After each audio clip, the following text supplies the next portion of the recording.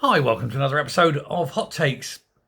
Britain's National Crime Agency, the NCA, often dubbed Britain's FBI, is going to take over the investigation into the grooming gangs in South Yorkshire. It does not want the South Yorkshire Police investigating it. And this is because of reports that so many members of South Yorkshire Police are actually involved and have done some very, very terrible things. The accusations were that some of the officers were complicit in the sexual exploitation of the young and had personally done things to these young girls. So a team of officers from the NCA will take the lead in the investigations, not just into the allegations of the grooming gangs, but also into the allegations of the police themselves. Basically, they're saying that the police cannot be trusted to investigate themselves. Quite right. I see the police as the enemy. Now, the NCA is just another part of the police, of course, but it is run separately. It isn't part of the sort of the Chief Constable's Club or anything like that.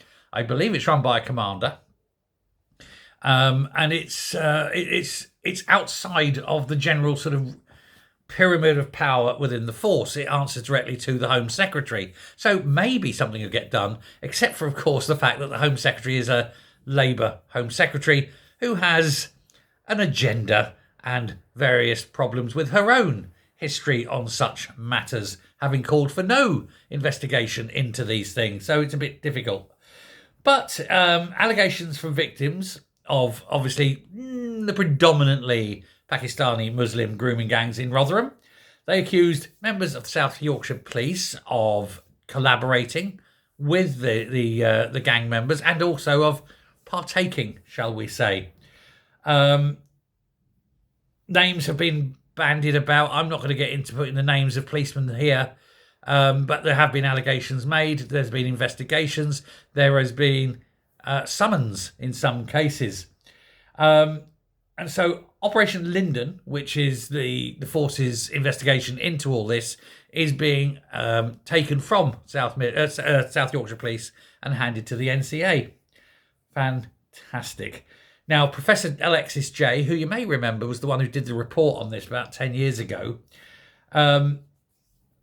said that she was shocked that South Yorkshire Police were allowed to be investigating themselves.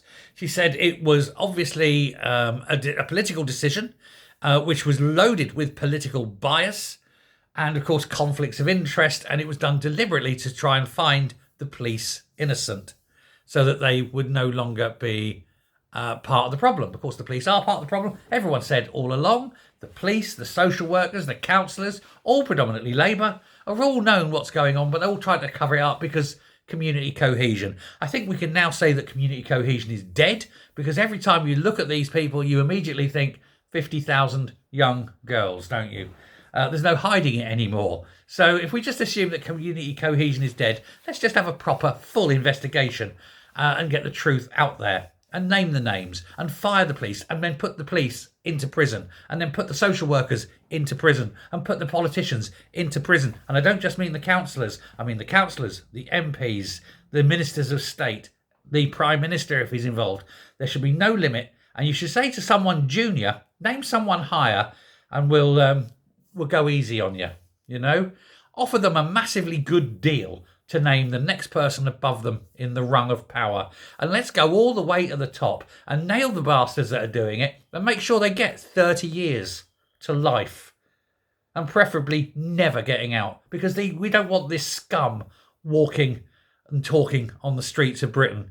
They've done enough of that. That's why this thing has remained hidden. When every single Labour MP who said no, there shouldn't be an investigation, for example, should be thoroughly investigated and disbarred from office. Let me know what your thoughts are. Thanks very much. Bye.